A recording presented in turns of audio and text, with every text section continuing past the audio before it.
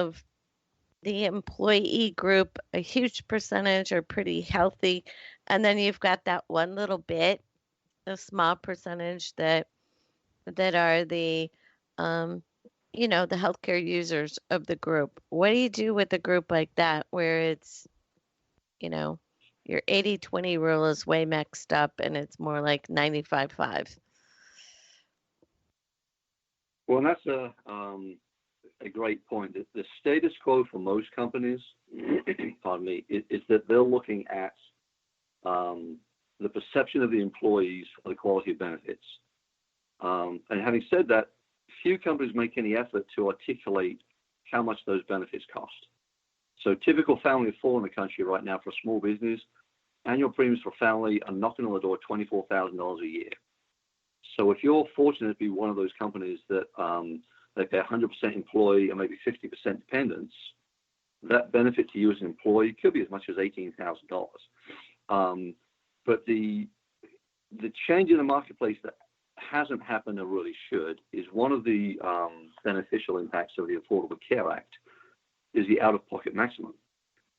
So versus pre-so-called Obamacare, where it was an 80-20 rule, and if you had a $2 million bill and the insurance company underwrote 80% of it and you underwrote 20%, good news is you're still breathing. Bad news is you now have a debt of $400,000. The out-of-pocket maximum on Obamacare for next year, I think it's around $7,350 for individual and twice that for a family. So now you can look at, why am I paying so much for premiums when my maximum liability is the same no matter what those premiums are? So you get into a situation to where people think they want a $30 copay for a primary care physician and a $60 for a specialist, and that's what it's about. And they're looking at that in a vacuum versus going, total cost of ownership for the year. What if I buy a less rich plan and I save, I don't know, $2,000 in premiums? I'm fairly healthy, and I only go to the doctor on average 3 times a year. Now, if someone wrote that down on a piece of paper, a 12-year-old will make the right decision. But we're emotional creatures, so we tend not to. So the result of all this angst and fear is the terror that this year might be the year when I get a terminal illness or a very expensive illness, so I'm going to buy a premium. So now we're over-insuring 94% of the employees for the 6% that will reach their deductible and the 2% that will reach their out-of-pocket maximum. And there are ways around that. So you could go with a high deductible health plan, which employees, if they're not educated, don't like, because now you've gone from let's say a $2,500 deductible on a traditional plan to maybe twice that much. But the employer can then put in place a healthcare reimbursement account or a medical expense reimbursement program, depending which acronym you want to choose. And they can decide to underwrite, for instance, the first $500, the first $1,000. The company retains the dollars. So when employees inevitably leave, those funds go back to the company. So now for the sneezels and snuffles crowd, which is that 94%, when they go to the doctor, there's $1,000 in an account. It's already covered. If they're seriously ill, the other end of that out-of-pocket maximum caps that liability, and they've got both taken care of. Now, worst case scenario, yes, you could have a bill for $6,000, but you don't have a bill for $60,000. And if you're healthy that year, you've saved $2,000 or $3,000 on premiums, and you can either save that and put that towards next year's expenses, or if you have that HRA account, that type of healthcare plan is called a high deductible healthcare plan. It qualifies for a health savings account, which would allow employees to put up to $6,300 pre-tax into that account. And it's their money, and it rolls over year over year. Obviously, Wow. We're getting more complicated. Go ahead, sorry. Wow. But you could easily do that. Yeah. If you're saving $300 a year each on premium, or did you say $3,000? You'd have to look at it, but You could save $3,000. I mean, if it's a family of four and we're up against a $24,000 premium, if that cost was for a $1,500 deductible for individual, $3,000 for family with an 80% insurance coverage and 20% copay out of the employee's pocket, if you were to switch from that to a $6,000 deductible, you could save $1,500 to maybe $3,000. It depends on each specific group. But the other benefit of the healthcare savings account is you're saving taxes and the money rolls over indefinitely. In fact, when you get 59 and a half and you get towards retirement, you can still use those dollars towards Medicare expenses or glasses or prescriptions, and it just goes with you. Yes, when you're 65. Yes, it does. Yes, correct. So, okay, so say we've got a company with 200 bodies and they save $3,000 a year on premium for each of those 200 bodies. That's 600 grand. They would be well advised to look at an alternative plan if they gave themselves a little bit of time and made it a priority, wouldn't they? Oh, absolutely. And then you get into, so if you've got 200 employees, you shouldn't be offering just one plan because one size does not fit all. You look at a typical 22-year-old male, they don't want insurance. They're convinced they'll never need it. You know, the last time I went to the doctor was when they were 17 because their parents made them to get their shots or whatever they need for high school. They're not visiting that. You take someone who's 45, married with 3 kids, they want premium coverage. And you take someone as they start getting into their 50s and 60s, now they are worried about health issues, and they're willing to pay more of their disposable income towards that. So as companies scale, multiple plan availability is something that really needs to be done. And you do see companies that don't do that. That's kind of a disservice to their employees at some level. But you certainly should be giving as much choice as makes sense against the context of employee ages and kind of stage of life. Oh, absolutely. And, you know, talking about the multi-plan being at the expense of the employee, it's also at the expense of the employer. So, you know, I know when I was younger and an employee and on that board, and I said, you know, my husband also works and he has really good health care. Why don't you just bump up my salary and take me off of the health insurance completely?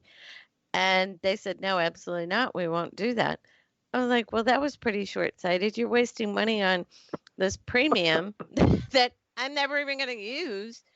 And I just thought that was really a crazy answer. And all it did was cost them more money. They were paying premium for our family of 4 the same way that my husband's company was paying premium for our family of 4. You know, we could only use one set. One had to pay secondary, and we were a healthy group of people, so we never used either set. Um, you know, I was like, okay, so somewhere somebody was wasting a ton of money, and the insurance companies weren't complaining. They were getting their premium. What do they care? You know? Yeah, well, So I think the multi-plan idea is in the benefit of everybody. That's a win-win. All they have to do is take the time to, you know, effectively survey their people and let them pick and choose. exactly. And then the other end of that is giving sufficient access to the employees for the broker to have a meaningful conversation. If you set foot in any company with 150 employees or less, and you ask the receptionist, you ask the machine operator, the delivery driver, hey, when was your open enrollment? They don't understand what open enrollment is because they only hear it once a year. And I rather facetiously will say, well, it was a meeting about benefits. You probably had cold coffee and stale donuts. And they'll go, oh, yeah, that was, I don't know when that was. And exactly. That needs to change. It does. It needs to change to something where there's real education. And one of the challenges on the healthcare side is we all have to have coverage all the time, but we only use the service when an emergency happens. And by its very nature, it's intermittent. And, if I have to have my appendix out, I only do that once. I don't go back next week and go, oh, doctor, that was great. Can we do that again? I mean, that's not the nature of the beast. Don't think so. So we don't become expert consumers. We become intermittent, reluctant consumers because nobody wants to have people come at them with sharp implements unless there's a very good reason for it. Yes. So we shouldn't expect the populace in general to be expert, but we should be available to answer their questions, put the fundamental basics out there, and then be available for them on a one-on-one basis to call in if they have specific questions and need answers. Well, I think so. And I think that also gives them a greater awareness and a buy-in into the process and a better understanding of what the employer is really spending on them. And again, that's a win-win. If your people are engaged in the process, whatever the process is, they are going to feel more valued and they are going to perform at a higher level, whether it's benefits or it's just policies and procedures of this is why we sweep the floor so that you don't fall and break your arm. Whatever it is that you're doing, employee engagement will almost always, up your game. So in the last minute or so we have left, Andrew, how can people that want to explore, business owners that want to explore, um, want to take the time and go, you know what? I'm more aware now. I want to explore some options. How do they get a hold of you? Easiest place would be either email, phone, or LinkedIn. So email is Andrew at BIA, that's B for boy, I for Ian, A for Apple, -SA for San Antonio.com. Mobile number is 210-313-9492, or you can search for Andrew Boardman on LinkedIn and shoot out a request there, and I'll be happy to accept invitations and engage. Absolutely. So, and thank you so much for being here because this is such a good thing that there are so many small business owners that could turn their frustration into money on the bottom line. All they need to do is take a few minutes, set their priorities, hook up with Andrew, get some good ideas, and then filter it through and make an informed decision on a very expensive thing. And I think that that would be a great idea for almost all small business owners to really, really, truly look at. Thank you so much for being on our show today, Andrew. And I look forward to having you back again later when we get to talk about bands, okay? Now, absolutely. I thoroughly enjoyed it. Awesome. That is so cool. Now, for everybody, don't forget, I always say before we go, and it's true all along, be grateful and you will attract good things. Until next time, thank you for joining us. I'm Rhonda Cobb, the Money Coach.